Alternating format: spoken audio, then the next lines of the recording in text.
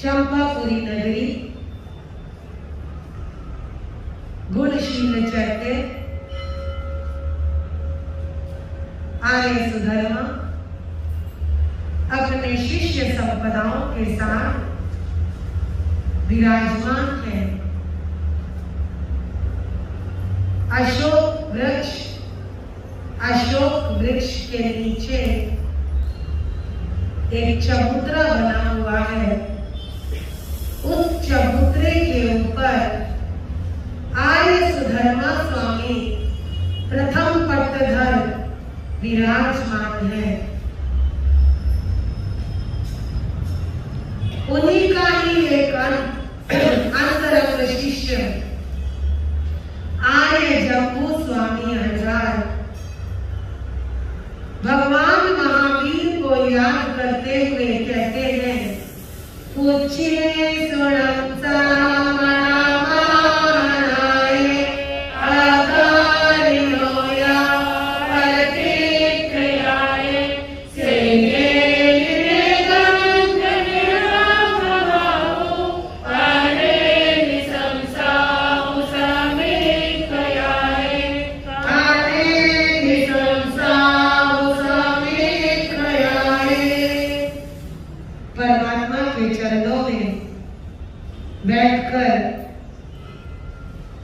विनती कर रहे हैं, हे प्रभु,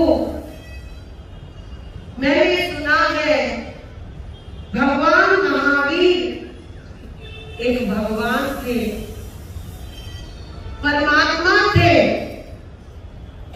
एक गुरु थे। वो गुरु जो सभी को अंधकार में से प्रकाश की तरफ लेकर जाते थे। ऐसे गुरुदेव का जीवन कैसा था? ऐसे महापुरुष का जीवन कैसा था?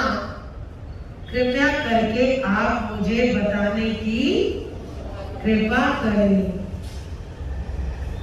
जैसे ही भगवान महावीर का नाम लिया, आर्य सुधर्मा के अंदर से श्रद्धा के तारों को छेड़ दिया, भक्ति के तारों को छेड़ दिया। आर्य सुधर्मा अपने गुरुदेव के अंदर लीन हो गए, अपने परमात्मा के अंदर लीन हो गए। परमात्मा उनके भीतर में आ गए। वो जो स्वर लहरी छेड़ी और अपने भगवान के लिए फरमाने लगे, वो जो गीत छेड़ा, संगीत को बोलना शुरू किया, उस स्तुति के माध्यम से अपने परमात्मा को बताना शुरू किया। वो जो संगीत था ना, वो वीर स्तुति बन गया। वो जो संगीत था, उसका नाम क्या पड़ गया? वीर स्तुति। पुच्छी सुनो। वो जो परमात्मा की भक्ति करने लगे, वो भक्ति गान पुच्छी सुनम बन गया। कहते हैं, जिस समय कृष्ण ने गीता का उद्घाटन किया, गीता के रूप में एक संवाद किया, उसका नाम क्या पड़ गया? गीता पड़ गया। क्या बन गया? वो एक संवाद था कृष्ण और अर्जुन का, एक संवाद था। वो क्या बन गया? गीता बन गया। यही एक संवाद था आर्य सुधर्मा का, एक गीत था, एक भक्ति गीत था, वो स्तुति थी। वो क्या बन गई? पुच्छी सुना बन गई। बस फर्क इतना है कि अर्जुन को जब समझाने के लिए वो संवाद दिया, वो एक स्थिति कुछ और थी, वो परिस्थिति कुछ और थी। और जब यहाँ पर वीर स्तुति का निर्माण हो रहा है, वो संवाद कुछ और था, है ना? यहाँ भक्ति का उद्घाटन हो रहा है, यहाँ प्रेम का उद्घाटन हो रहा है, यहाँ समर्पण का उद्घाटन हो रहा है।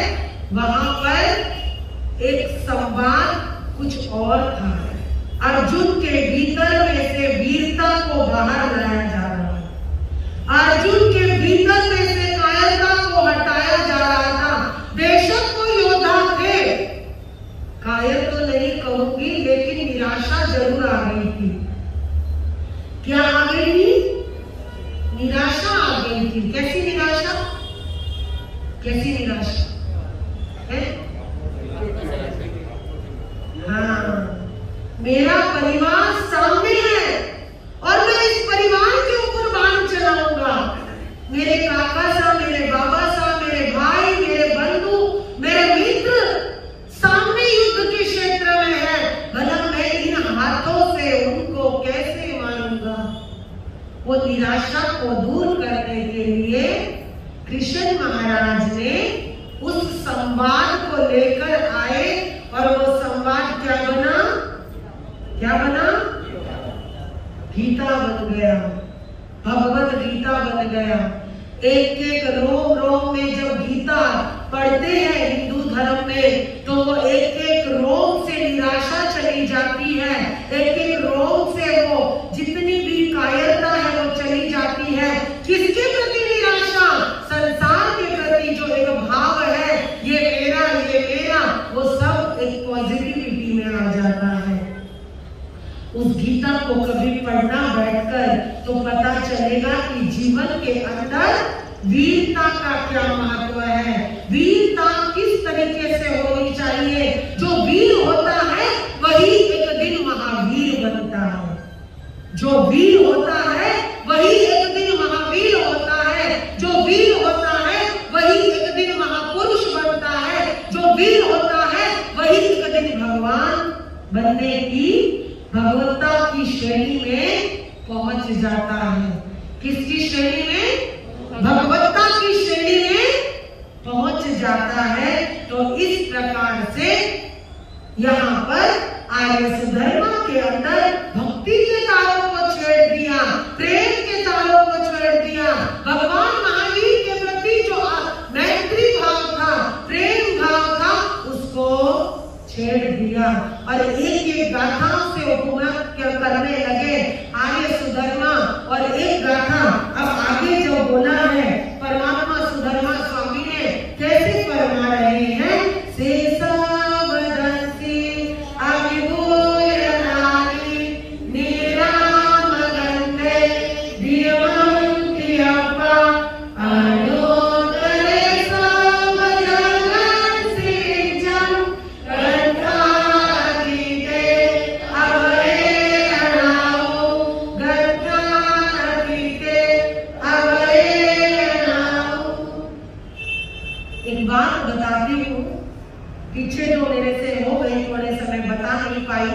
लेकिन आगे से आपको बताऊंगी कि एक एक गाथा का क्या क्या महत्व होता है। साथ में आपको बताऊंगी कि एक एक गाथा की जो रचना हुई है, उस रचना को जब गीत इस गाथा का रूप मिला और एक एक गाथा की जब आप स्वाध्याय करते हैं तो आपको क्या मिलता है, संपूर्ण कराने का मकसद क्या है, ये आपको कल बताऊंगी मैं। लेकिन इस गाथा का क्या महत्व है? इससे विद्या अध्ययन बढ़ता है। क्या बढ़ता है? पांचवी गाथा है ना? पांचवी है सातवीं है? पांचवी, बिना देखे मत बोलो, पांचवी है ना? पांचवी गाथा है और पांचवी गाथा का जो यहाँ पर उद्देश्य है, बुद्धिहीन व्यक्ति भी बुद्धिमान बन जाता है, बुद्धिहीन व्यक्ति भी बुद्धिमान, बोला करो साथ में, बुद्धिमान बन जाता है। कुशाग्रता आती है, कुशलता आती है। और यदि कोई साधु साध्वी प्रवचन के निमित्त इसकी स्वाध्याय करता है तो उसको प्रवचन कला में भी कुशाग्रता आती है। और मैं तो नहीं कर पाती, लेकिन बहुतों को जब ये प्रेरणा दी तो उनके लिए जीवन में ये बहुत सार्थक हुई है। कईयों के पास बच्चे हैं, बच्चों के पास क्या होता है, बुद्धि बहुत होती है, लेकिन अंतराय कर्म की वजह से वो याद नहीं कर पाते। तो जब आप उनको इसकी प्रेरणा देंगे तो ये अंतराय तोड़ने में कार्य सिद्ध होती है। तो क्यों होती है? यहाँ पर बोला से संवदंसी अभिभूय नानी, वे से संवदंसी यानी कि वे से यानी वह, से यानी वह, अभिभूय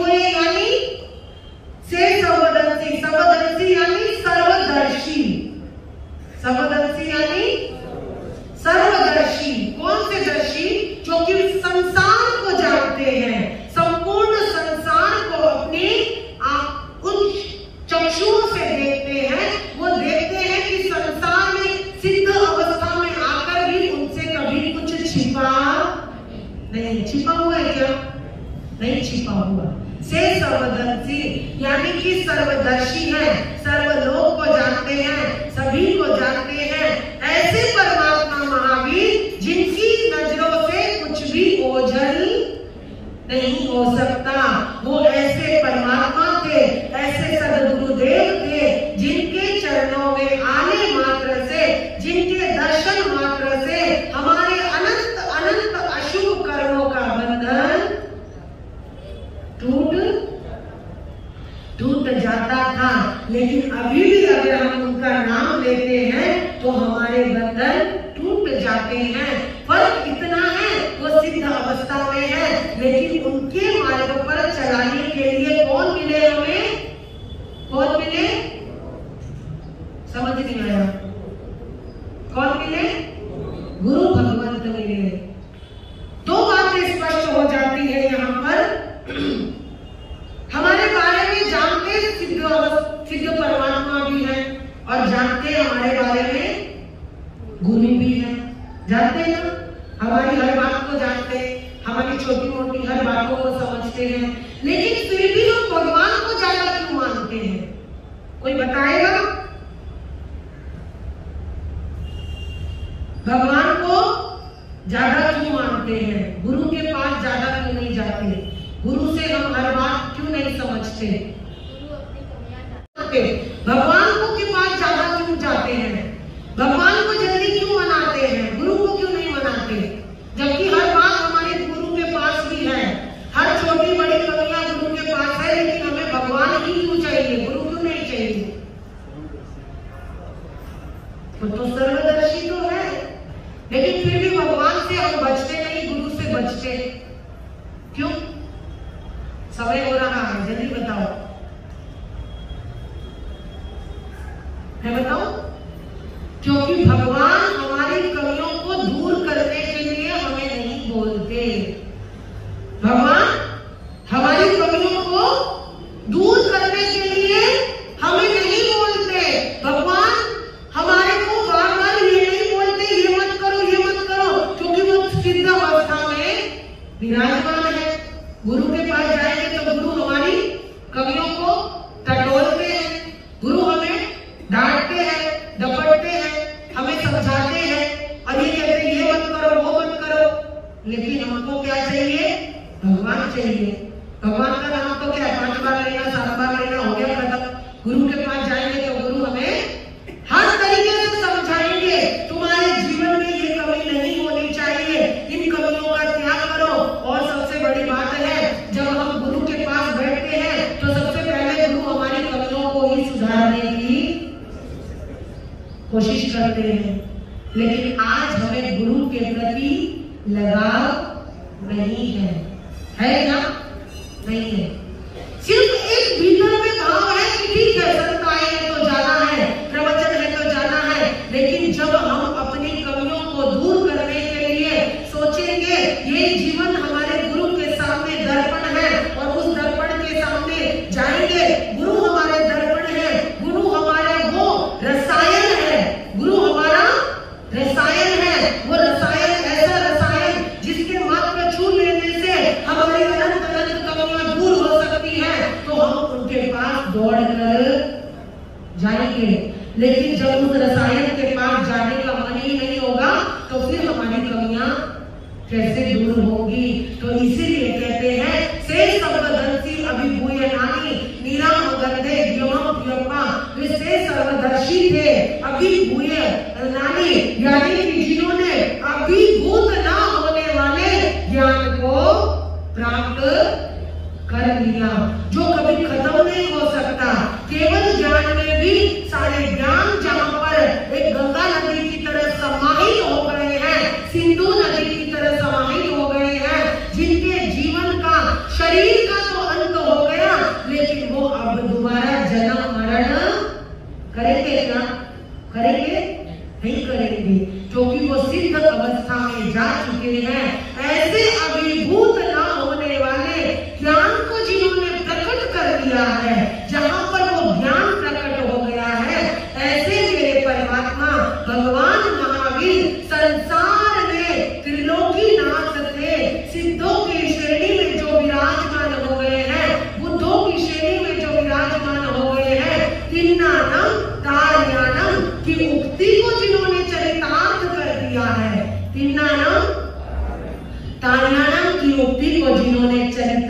कर दिया है। स्वयं भी तिरे और हमें भी तिराने की कोशिश करी जिन्होंने स्वयं मोल लिया। किस लिए? ताकि मैं दूसरों को तार सकूं। चाहते तो राजकुमार बनकर, राजा बनकर गद्दी पर बैठ जाते, कौन कह रहा था, लेकिन उन्होंने अपने शरीर को पूर्ण रूप से उस आग की झोंक में छोड़ दिया, जो कि वहां पर वातावरण ऐसा था जहां पर उन्हें डंडों के प्रहार भी होते थे, पैरों पे खिचड़ी भी पकाई गई, कानों में कीले भी ठोके गए। अरे ये तो बहुत छोटे छोटे परिचय है बंधुओं, उनको तो उठा कर ऐसे फेंका जाता था। वो ऐसा परमात्मा था जिनके जीवन पर बिल्कुल भी उन्होंने उस शरीर का महत्व रखा ही नहीं। उस शरीर की ममता को त्याग दिया कि मुझे तो मेरा मार्ग यदि सिद्ध करना है तो मुझे ये सब परिचय को सहन करना ही। एक मच्छर काट जाए ना, हम परेशान हो जाते हैं। मैं कहना चाहूंगी, नाम नहीं लूंगी, लेकिन बंधुओं, महावीर की सभा है, यहाँ पर बैठकर हम ऐसा कोई भी कार्य नहीं करेंगे, ठीक है? जिसने भी किया है वो मिच्छामि दुक्कडम बोलकर जाए। तो आगे जो बोला है कि वो ऐसे महापुरुष थे जिनकी महानता हम जितनी गाएं उतनी कम है।